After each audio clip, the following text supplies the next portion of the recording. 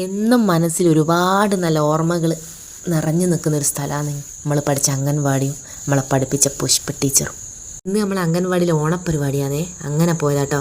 പോയപ്പോൾ നോക്ക് നമ്മളെ പണ്ടേത്തെ ഒരു ഫോട്ടോ, അതിൽ മഞ്ഞയും നീലയും ഡ്രസ്സിട്ട ഞാനാട്ടോ.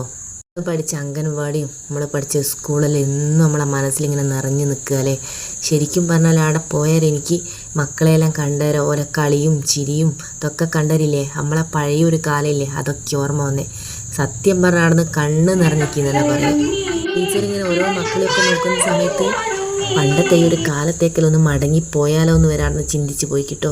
ശരിക്കും പറഞ്ഞാൽ എൻ്റെ കണ്ണ് വരെ നിറഞ്ഞിക്ക് അവിടെ ഈ കുട്ടികളെ കളിയും ചിരിയും ഇതൊക്കെ കണ്ടിട്ട്. ഒരു 30 വർഷം മുന്നോക്കെ ആയിരിക്കും ഞാൻ അംഗൻവാടി പഠിച്ചത്. പക്ഷെ ടീച്ചർ അന്നും ഇന്നും ഒരുപോലെ, ഒരു മാറ്റം ഇല്ല കേട്ടോ. ഞാൻ ഫസ്റ്റ് ഒരു ഫോട്ടോ കാണിച്ചില്ലേ, യുവശക്തി ക്ലബിൻ്റെ പരിപാടിക്ക് ഞങ്ങൾ കളിക്കുന്ന ഡാൻസിൻ്റെ ഒരു ഫോട്ടോ. ശരിക്കും പറഞ്ഞാൽ അന്ന് തുടങ്ങിയ ഡാൻസ് ആട്ടോ. ടീച്ചറാണ് നമ്മളെ ഡാൻസിൻ്റെ ഗുരു എന്ന് പറയുന്നത്. ടീച്ചർ അംഗൻവാടിയിൽ നിന്ന് പഠിപ്പിച്ചേമല്ല ഒരു തുടക്കം. പിന്നെ നമ്മളങ്ങനെ കണ്ടിന്യൂ ആയിട്ട് ഇന്നും ഇങ്ങനെ ഓരോ സ്റ്റേജ് കയറി പോയിക്കൊണ്ടിരിക്കുന്നത്. എന്നെ മാത്രമല്ല കേട്ടോ, ജയേഷേട്ടനെ അംഗൻവാടി പഠിപ്പിച്ചത് പുഷ്പ ടീച്ചർ തന്നെയാണ്. പുഷ്പ ടീച്ചറും രാധേച്ചിയും രണ്ടായിരുന്നു നമ്മളന്ന് അംഗൻവാടിയിലെ എല്ലാമെല്ലാം. അതിലിപ്പോൾ രാധേച്ചിനെ വല്ലാണ്ട് മിസ് ചെയ്യുന്നുണ്ട്. ചില മക്കൾ നല്ല ഉഷാറായി കളിക്കുകയും ചില മക്കൾ കരയുകയും ചെയ്യുന്നുണ്ട് കേട്ടോ.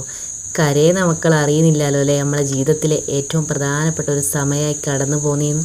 ഞാൻ ആടെ നിന്നിങ്ങനെ ഓരോന്ന് നോക്കുകയൊക്കെ ചെയ്യുന്നുണ്ടെങ്കിലും എൻ്റെ മനസ്സിൽ പണ്ടത്തെ അനഘാജിയും അനഘാപ്പിക്കയും ഹസ്നയും നിഖിലും എന്ന് പറഞ്ഞിട്ട് നമ്മളെ പണ്ടത്തെ ഒരു ഗ്യാങ്ങില്ലേ, ആ ഗ്യാങ്ങിനാട്ടോ എനിക്കിങ്ങനെ മനസ്സിൽ ഓർമ്മ വരുന്നത്. നമ്മളെ പണ്ടത്തെ കളികളും ഒക്കെ ഓർമ്മ വരുന്നത്. ശരിക്കും പറഞ്ഞാൽ അതൊക്കെയാണല്ലേ ഒരു കാലം. ടീച്ചറും മക്കളും രക്ഷിതാക്കളും അതുപോലെ നമ്മളെ കൗൺസിലറും അംഗൻവാടീൻ്റെ ഇടവിലുള്ള ആൾക്കാരും നാട്ടുകാരും അങ്ങനെ ഒരുപാട് ആൾക്കാരുണ്ടായിരുന്നു കേട്ടോ നമ്മളെ ഈ ഒരു അംഗൻവാടിയിലെ ഓണപ്പരിപാടി കളറാക്കാൻ വേണ്ടി. നമ്മളെ കല്യാണ വീട്ടിലുണ്ടാവില്ലേ ഓരോരുത്തർ വരുന്നേരം മുന്നിൽ നിന്ന് വീട്ടിലെ അമ്മയും അച്ഛനൊക്കെ അങ്ങനെ സ്വീകരിക്കുന്നത്, അതേപോലെ ടീച്ചർ മുന്നിൽ തന്നെ നിന്നിട്ട് എല്ലാവരെയും സ്വീകരിക്കുകയും പിന്നെ ഭക്ഷണം കഴിക്കുകയും പറയുകയൊക്കെ ചെയ്യാം കേട്ടോ. ഞാൻ ഒരുപാട് സന്തോഷത്തോടെ ഒരുപാട് മനസ്സ് നിറഞ്ഞിട്ടാട്ടോ ഞാനിന്ന് ഇവിടുന്ന് ഈ ഒരു ഓണസദ്യ കഴിക്കുന്നത്. നമ്മൾ പഠിച്ച അംഗൻവാടിയിൽ ഇന്ന് വീണ്ടും ഇങ്ങനെ ഒരു സദ്യ എന്നെല്ലാം പറയുമ്പോൾ അതിനെല്ലാം ഒരു ഇച്ചിരി ഭാഗ്യം വേണമല്ലേ. അനഘാജി അനഘ PK ഹസ്നെ എന്തായാലും നിങ്ങളൊക്കെ ഓർമ്മിച്ചുണ്ട് കേട്ടോ ഞാൻ ഈ ഒരു സദ്യ തിന്നുന്നത്. എന്തായാലും ഈ ഒരു ഓണം സമ്മാനിച്ച ടീച്ചർക്ക് ഒരുപാട് നന്ദി.